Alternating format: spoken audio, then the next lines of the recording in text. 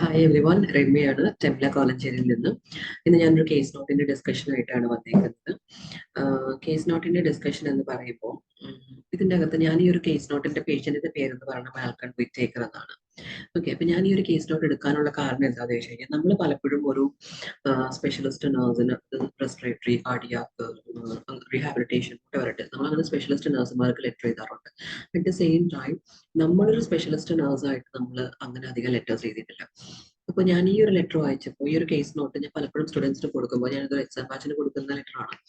അപ്പോൾ അവർക്ക് കൊടുത്തു കഴിയുമ്പോൾ പലപ്പോഴും ഞാൻ ശ്രദ്ധിക്കുന്ന ഒരു കാര്യം എന്ന് പറഞ്ഞാൽ അവരുടെ ആ ഒരു സെലക്ഷൻ കറക്റ്റ് ആവുന്നില്ല.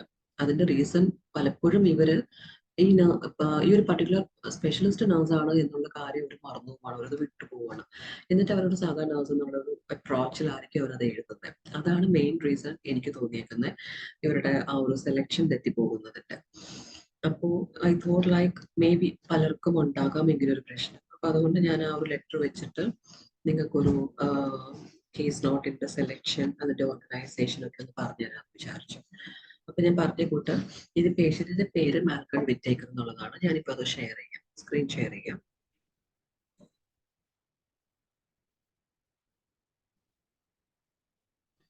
കാണാൻ പറ്റുന്നുണ്ടല്ലോ അല്ലേ?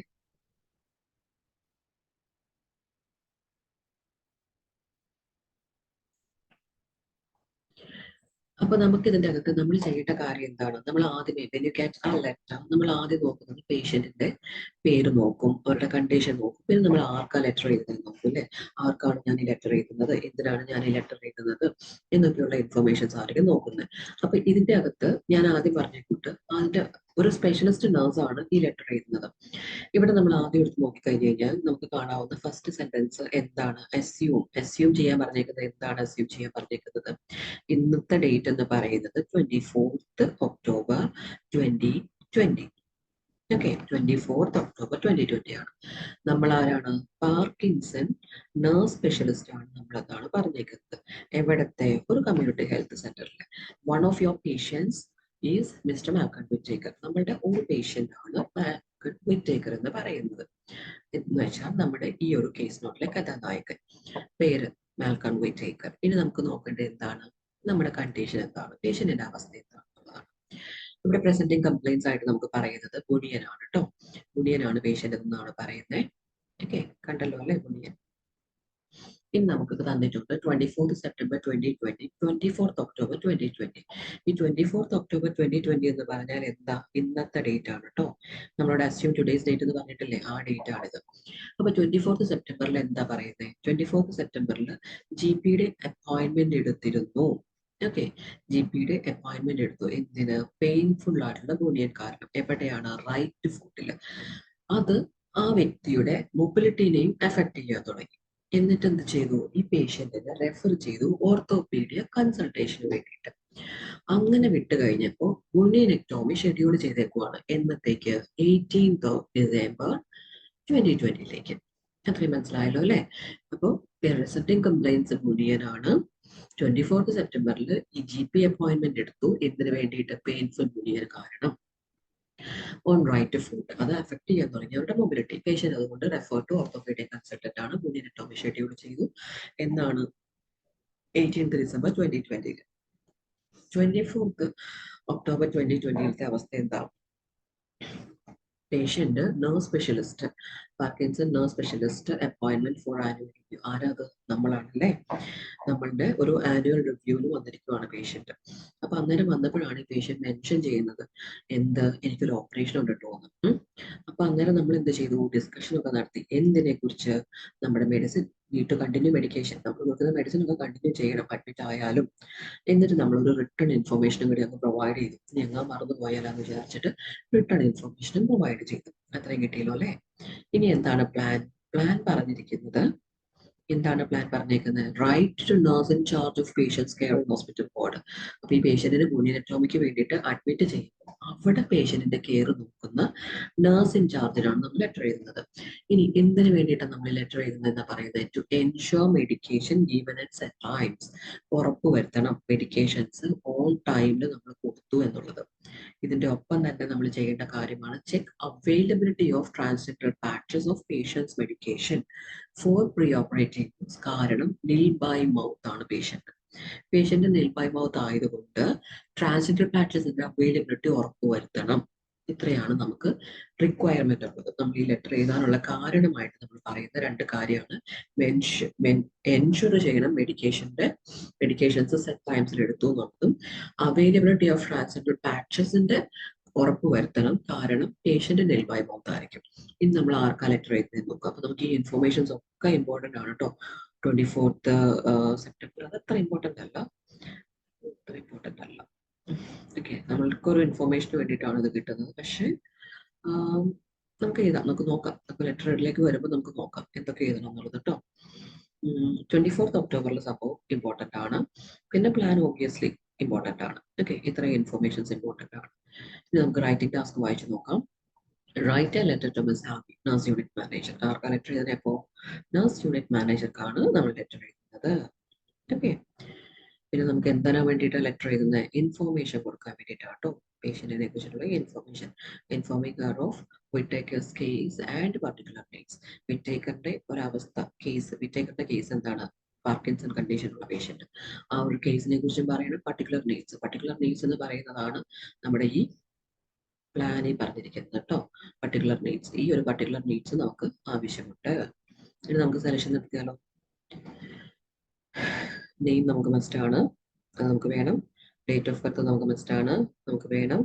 പിന്നെ സോഷ്യൽ ബാക്ക്ഗ്രൗണ്ട് തന്നിട്ടുണ്ട്.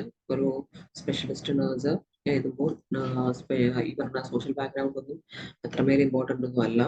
പിന്നെ വേണമെങ്കിൽ നിങ്ങൾക്ക് ആ ഒരു റിട്ടയർഡ് സോളിസിറ്റർ എന്നുള്ളൊരു ഇൻഫോർമേഷൻ വേണമെങ്കിൽ കൊടുക്കാം. That's all. അതല്ലാണ്ട് ഞാൻ അത്രമേൽ ഇമ്പോർട്ടൻ്റ് ആണ് നിങ്ങൾ ഇൻക്ലൂഡ് ചെയ്യേണ്ട എന്താ പറയുക പ്രൈമറി ഡാറ്റ ഒന്നും അല്ല. ഓക്കെ, പിന്നെ ഹിസ്റ്ററി പറയുന്നുണ്ട്. ഫാദർ മദർ ഡിസീസ് അതൊന്നും പറയേണ്ട ആവശ്യമില്ല. മെഡിക്കൽ ഹിസ്റ്ററി 92 എക്സിഷൻ മെലനോമ ആവശ്യമില്ല. പ്രോസ്റ്റേറ്റ് ക്യാൻസർ ആവശ്യമില്ല. മൊബിലിറ്റി പ്രോബ്ലംസ് ഉണ്ടായി ന്യൂറോളജി ക്ലിനിക്കിൽ പോയി 2014. അപ്പൊ 2014 തൊട്ടാണ് പേഷ്യന്റിന് പാർക്കിൻസൺ ഡിസീസ്. നമ്മളിതൊന്ന് മെൻഷൻ ചെയ്യണം. കാരണം പേഷ്യന്റിന് എന്ത് തൊട്ടാണ് പാർക്കിൻസൺ കണ്ടീഷൻ വന്നത് എന്നുള്ളതും അതിനെടുക്കുന്ന മെഡിസിൻസിന്റെ കാര്യവും വളരെ ഇമ്പോർട്ടന്റ് ആണ്. അതുകൊണ്ട് നമുക്ക് ഈ തന്നിരിക്കുന്ന 2014 ഇൻഫർമേഷൻസ് കൊടുക്കണം. പേഷ്യന്റ് ആനുവൽ ചെക്കപ്പിന് വരുന്ന പേഷ്യന്റ് ആണ് എന്നുള്ള ഇൻഫർമേഷനും നമ്മൾ കൊടുക്കേണ്ടതാണ് കേട്ടോ.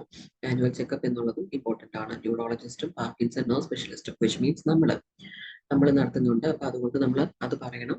ആ രണ്ട് ഇൻഫർമേഷൻസ് നമുക്ക് വളരെ ഇമ്പോർട്ടന്റ് ആണ്. പേഷ്യന്റ് മാനേജിങ് ഇൽനെസ് വെല്ലാണ്. ഇപ്പോൾ വലിയ കുഴപ്പമൊന്നുമില്ലാണ്ട് മാനേജ് ചെയ്യുന്ന പേഷ്യന്റ് ആണ്. നിങ്ങളുടെ സർജറിക്ക് വിടുമ്പോൾ ഇനി വേറെ പ്രശ്നങ്ങളൊന്നും ഉണ്ടാവരുത്. അതുകൊണ്ടാണ് നമ്മൾ ലെറ്റർ ചെയ്യുന്നത്. അതുകൊണ്ട് ഇതെല്ലാം നമ്മൾ പറയേണ്ട കേസാണ്. That doesn't mean 2014 to 2019 ഉള്ള എല്ലാം എന്നല്ല ഞാൻ പറഞ്ഞത്. പേഷ്യന്റ് ആനുവൽ ചെക്കപ്പ് ഒക്കെ നടത്തുന്നതാണെന്നും അതിന് പേഷ്യന്റ് വലിയ കുഴപ്പമില്ലാണ്ട് കാര്യങ്ങളെല്ലാം മാനേജ് ചെയ്തുകൊണ്ടിരുന്നതാണെന്നും ഉള്ള ഇൻഫർമേഷൻസ് നമ്മൾ പറയേണ്ടതാണ്. ഓക്കെ ഓക്കെ പിന്നെ UTIയുടെ കേസാണ്. UTIനെ കുറിച്ച് നമ്മൾ പറയേണ്ട ആവശ്യമില്ല അല്ലെ. UTIയുടെ ഇൻഫർമേഷൻസ് നമ്മൾ കൊടുക്കണ്ട. പിന്നെ പ്രസന്റ് കംപ്ലൈൻറ്റ്സ് നമ്മൾ വേണ്ട കാര്യങ്ങളൊക്കെ പറഞ്ഞിട്ടുണ്ട്. ഓക്കെ, ലെറ്ററിനെ കുറിച്ച് ഏകദേശം ഒരു ഐഡിയ കിട്ടിയല്ലോ അല്ലെ. ബോഡി അനട്ടോമിക്ക് വന്നിരിക്കുന്ന പേഷ്യന്റ് ആണ്. നമ്മൾ ബോഡി അനട്ടോമി ഷെഡ്യൂൾ ചെയ്തേക്കുന്ന പേഷ്യന്റ് ആണ്. നമ്മുടെ അടുത്ത ആനുവൽ ചെക്കപ്പിന് വന്നു, പേഷ്യന്റ് കാര്യങ്ങൾ പറഞ്ഞു, ഞങ്ങളുടെ കൺസേൺസിനെ കുറിച്ചിട്ട് നമ്മൾ അവർക്ക് ലെറ്റർ എഴുതുന്നു. ഓക്കെ, നമ്മളൊരു പാർക്കിൻസൺ നേഴ്സ് സ്പെഷ്യലിസ്റ്റ് എന്നുള്ള ലെവലിൽ നമ്മളുടെ കൺസേൺസ് വെച്ചുകൊണ്ട് നമ്മൾ ലെറ്റർ എഴുതുന്നു. അപ്പോൾ നമ്മൾ ശ്രദ്ധിക്കേണ്ട കേസ് എന്ന് പറഞ്ഞാൽ ഇൻട്രൊഡക്ഷൻ ആണല്ലേ. ഇൻട്രൊഡക്ഷൻ നമുക്ക് എങ്ങനെ എഴുതാം? റൈറ്റിംഗ് ടു വെച്ച് എഴുതുന്നവരുണ്ട്, പർപ്പസ് വെച്ച് എഴുതുന്നവരുണ്ട്, മിസ്റ്റർ എക്സ് എന്ന് പറഞ്ഞ് എഴുതുന്നവരുണ്ട്. വാട്ട് എവർ ഇറ്റ് ഈസ്, നിങ്ങളുടെ രീതി നിങ്ങൾക്ക് കണ്ടിന്യൂ ചെയ്യാം. ബട്ട് മേക്ക് ഷുവർ ദാറ്റ് ഇതിന് വേണ്ട കുറച്ച് എലമെന്റ്സ് ഉണ്ട്, അത് മസ്റ്റായിട്ട് ഇൻക്ലൂഡ് ചെയ്യാം. അത്രേ ഉള്ളൂ. ഓക്കെ, അപ്പൊ നമുക്ക് ഇതൊന്നും ശ്രമിക്കാലോ. എങ്ങനെയാണ് നമുക്ക് ഇൻട്രൊഡക്ഷൻ എഴുതേണ്ടതെന്ന്? റെഫറൽ ലെറ്റർ ആണ്, അതുകൊണ്ട് റൈറ്റിംഗ് ടു റെഫർ ചെയ്യുന്നവർ തെറ്റില്ല. അതല്ലെങ്കിൽ പേര് വെച്ച് തന്നെ സ്റ്റാർട്ട് ചെയ്യാം. Mister Malcolm Whittaker. എന്താ വേണ്ടത്? Mister Malcolm Whittaker requires. എന്താ വേണ്ടത്? ഇവർക്ക് എന്ത് ടൈപ്പ് ഓഫ് കെയർ ആ വേണ്ടത്? സർജറിക്ക് ബോഡി അനട്ടോമി സർജറി ഷെഡ്യൂൾ ചെയ്തിരിക്കുന്ന പേഷ്യന്റിന് അതിന് മുന്നത്തെ കെയർ ആ വേണ്ടത് അല്ലേ. അപ്പൊ എന്താ? പ്രീ ഓപ്പറേറ്റീവ് കെയർ അല്ലെങ്കിൽ പ്രീ ഓപ്പറേറ്റീവ് മാനേജ്മെന്റ് ആണ് കൊടുക്കേണ്ടത്. എന്തുകൊണ്ട്? ബോഡി അനട്ടോമി ഷെഡ്യൂൾ ചെയ്തിട്ടുണ്ട്. ആ ബോഡി അനട്ടോമി ചെയ്തേക്കുന്നു, അതുകൊണ്ട് അതിന് മുന്നേ ഉള്ള കെയർ ആണ് വേണ്ടത്. അതിന്റെ കാരണം എന്ന് പറയുന്നത് പേഷ്യന്റിന് പാർക്കിൻസൺ ഡിസീസ് ഉണ്ട്. പിന്നെ റൈറ്റ് ഫുട്ട് മുനിയൻ, അത് രണ്ടാമത്തെ കണ്ടീഷൻ ആണ് അല്ലേ.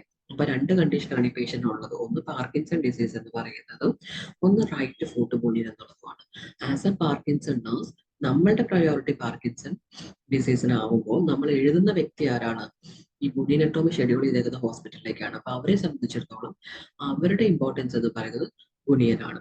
ഓക്കെ, അപ്പൊ അത് രണ്ടും കൊടുക്കുന്നയാൾക്കും ഇമ്പോർട്ടന്റ് ആണ്, റിസീവ് ചെയ്യുന്നയാൾക്കും ഇമ്പോർട്ടന്റ് ആണ്. അപ്പോൾ ഓരോന്ന് വെച്ചിട്ട് രണ്ടുപേർക്ക് ഇമ്പോർട്ടന്റ് ആയതുകൊണ്ട് നമ്മൾ ഇത് രണ്ടും ഇൻട്രൊഡക്ഷനിൽ മെൻഷൻ ചെയ്യണം. ഓക്കെ, ഇപ്പൊ അന്നേരം നമുക്ക് ഇൻട്രൊഡക്ഷൻ എങ്ങനെ ചെയ്താം? പേഷ്യന്റിന്റെ പേര് വെച്ചാൽ സ്റ്റാർട്ട് ചെയ്യുന്നുണ്ടെങ്കിൽ mister Malcolm Whittaker requires preoperative management for his scheduled budionectomy on 18 December 2020. Okay, എന്നിട്ട് നമുക്ക് പാർക്കിൻസണും ഉണ്ട്, റൈറ്റ് ഫൂട്ട് ബുനിയനും ഉണ്ട്. അതുകൊണ്ട് അത് രണ്ടും കൂടി പറയാം. ഹി ഹാസ് എന്താണ്? Parkinson disease and right foot bunion. ഇത് രണ്ടും കൂടി പറഞ്ഞ് നമുക്ക് ഇൻട്രൊഡക്ഷൻ കംപ്ലീറ്റ് ചെയ്യാം. ഇനി നമുക്കത് സെക്കൻഡ് പാരഗ്രാഫ് ആണ് വരുന്നത്. സെക്കൻഡ് പാരഗ്രാഫ് എന്ന് പറയുമ്പോൾ അവിടെ നമുക്ക് കൊടുക്കേണ്ട ഇൻഫോർമേഷൻസ് എന്തൊക്കെയാണ്? ഈ പാർക്കിൻസൺ ഡിസീസ് എന്ന് തൊട്ട് സ്റ്റാർട്ട് ചെയ്തു, പാർക്കിൻസൺ ഡിസീസിന്റെ ഡീറ്റെയിൽസ് കാര്യങ്ങളൊക്കെയാണ് നമ്മൾ സെക്കൻഡ് പാരഗ്രാഫിൽ പറയേണ്ടത്. അപ്പോൾ സെക്കൻഡ് പാരഗ്രാഫിൽ പറയാനായിട്ട് നമുക്ക് സ്റ്റാർട്ട് ചെയ്യേണ്ടത് എവിടെ നിന്ന് തൊട്ടാണ്? 2014 അല്ലേ? 2014 തൊട്ടുള്ള കാര്യങ്ങളാണ് നമുക്ക് പറയേണ്ടത്. കാരണം 2014 പേഷ്യന്റിന് മൊബിലിറ്റി പ്രോബ്ലംസ് വന്നതും ന്യൂറോളജി ക്ലിനിക്കിലേക്കുള്ള റെഫറൻസ് വന്നതും പാർക്കിൻസൺ ഡിസീസ് ഡയഗ്നോസ് ചെയ്തതും ട്രീറ്റ്മെന്റ് സ്റ്റാർട്ട് ചെയ്തതും. അപ്പൊ അതുകൊണ്ട് നമുക്ക് ജസ്റ്റ് ആ ഒരു ഇൻഫർമേഷൻ കൊടുക്കാം. Mister Whittaker has had Parkinson disease എന്ന് തൊട്ട് since 2014 and has been on എന്ത് മെഡിസിനില? കാർബിഡോപ്പ അല്ലെ? കാർബിഡോപ്പയാണ് 25 mg വിത്ത് വേറൊരു മെഡിസിനും കൂടിയുണ്ട്, ലിവിഡോപ്പ 100 mg 8 tablets daily. ഓക്കെ, അപ്പൊ നമ്മൾ ആ ഒരു ഇൻഫർമേഷൻ പറയും. Mister Whittaker has had Parkinson disease since 2014 and has been on carbidopa 25 mg. Carbidopa കഴിഞ്ഞ് കോമ ഇട്ടിട്ട് വേണം 25 mg പറയാൻ. വിത്ത് ലിവിഡോപ്പ 100 mg 8 tablets daily. ഇനി അടുത്തത് എന്താ നമുക്ക് കൊടുക്കേണ്ട ഇൻഫർമേഷൻ? അന്ന് തൊട്ട് പേഷ്യന്റിന് എന്താ ഉള്ളത്? നമ്മുടെ കെയർ ഒരു ആനുവൽ ചെക്കപ്പ് അല്ലെങ്കിൽ ആനുവൽ റിവ്യൂ കൊടുക്കുന്നുണ്ടായിരുന്നു. അപ്പൊ ആ ഇൻഫർമേഷൻ ആണ് നമ്മൾ അടുത്തത് പറയേണ്ടത്. അപ്പൊ സിൻസ് ദെൻ, അന്ന് തൊട്ട്, since then comma he has been under our nursing service for long term care including annual review. Okay, including annual review നമ്മൾ ചെയ്യുന്നുണ്ടായിരുന്നു എന്ന് പറയാം. ഓക്കെ, എന്നിട്ട് ഈ 24th 2020 അതിന്റെ ഓർഗനൈസേഷൻ അല്ലെ പോയത് മനസ്സിലായോ? ഓൾറെഡി ഞാനാണെങ്കിൽ സെലക്ഷൻ പറഞ്ഞു തന്നിരുന്നു. ഇനി എന്റെ ഓർഗനൈസേഷൻ പോയത് കണ്ടോ? നമ്മൾ ജസ്റ്റ് ഒരുപാട് ഇൻഫർമേഷൻസ് ഒന്നും പറയേണ്ട ആവശ്യമില്ല.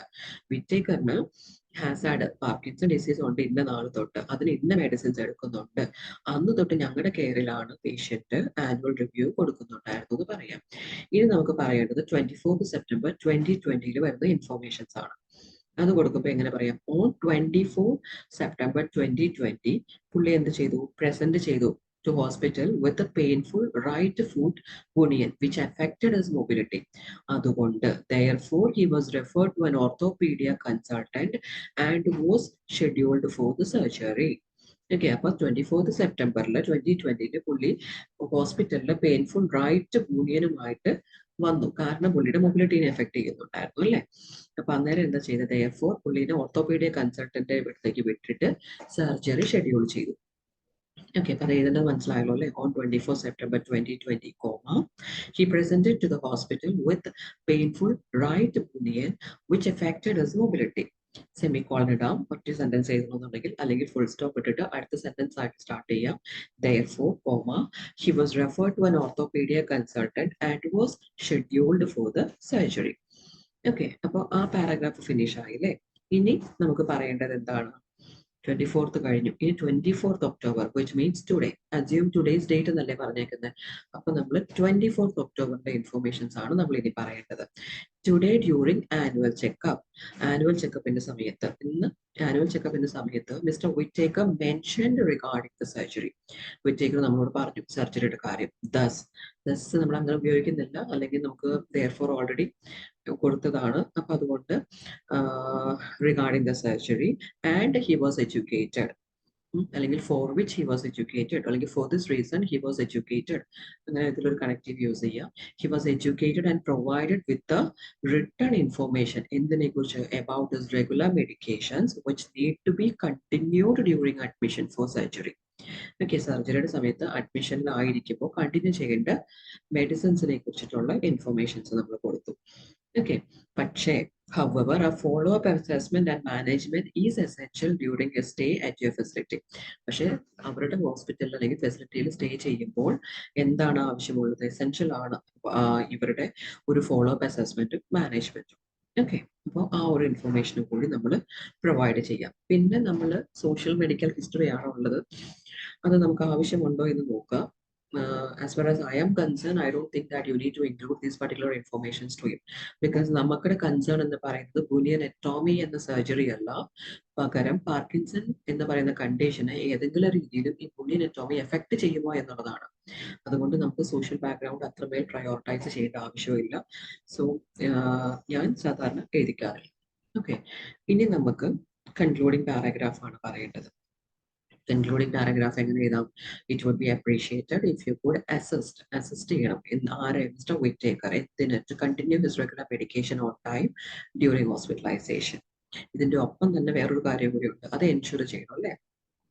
Kindly ensure the availability of his transmitted patches of medication for preoperative use എന്തുകൊണ്ടാ? As he will be on nail by mouth prior to the surgery. സർജറിക്ക് മുന്നേ ആയിട്ട് പുള്ളി nail by mouth ആയിരിക്കും. ഓക്കെ. അപ്പോൾ ആ രീതിയിൽ നിങ്ങളുടെ കൺക്ലൂഷൻ നിങ്ങൾക്ക് എഴുതാം. ഓക്കെ. അപ്പോൾ ഐ ഹോപ്പ് മനസ്സിലായി എന്ന് വിചാരിക്കുന്നു.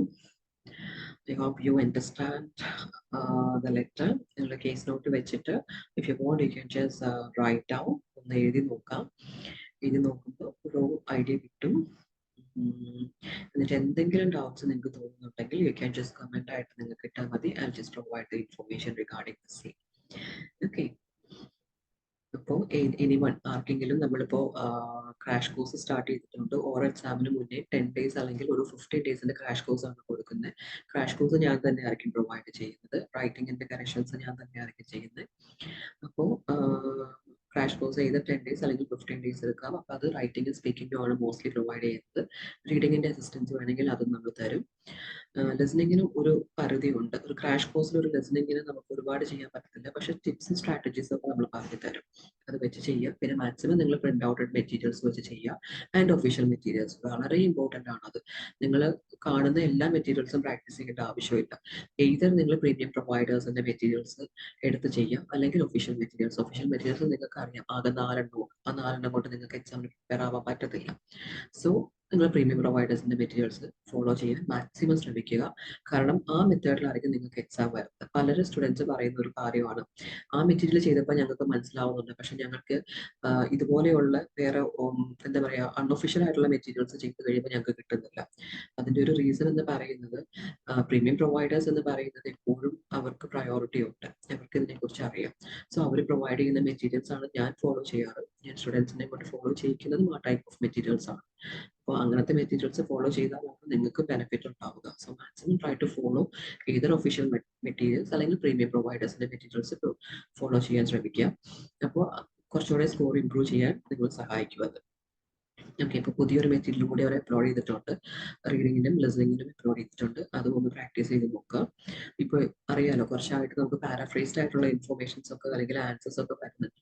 അപ്പോൾ ആ ഒരു ലെവലിൽ ഉള്ള ക്വസ്റ്റ്യൻസ് ആണ് ഇപ്പോൾ പുതിയതായിട്ട് ഇട്ടേക്കുന്ന മെറ്റീരിയൽ. അത് ഡൗൺലോഡ് ചെയ്തിട്ട് ചെയ്ത് നോക്കുകയാണെങ്കിൽ അത് നിങ്ങൾ ഒരുപാട് ഹെൽപ്പ് ചെയ്യും. അപ്പോൾ എന്തെങ്കിലും ക്രാഷ് കോഴ്സുകൾ ചെയ്യുന്നുണ്ടെങ്കിൽ കോൺടാക്ട് ചെയ്യുക. പറ്റുന്ന രീതിയിൽ വിൽ ഹെൽപ്പ് ചെയ്യും. ഓക്കെ. So thank you.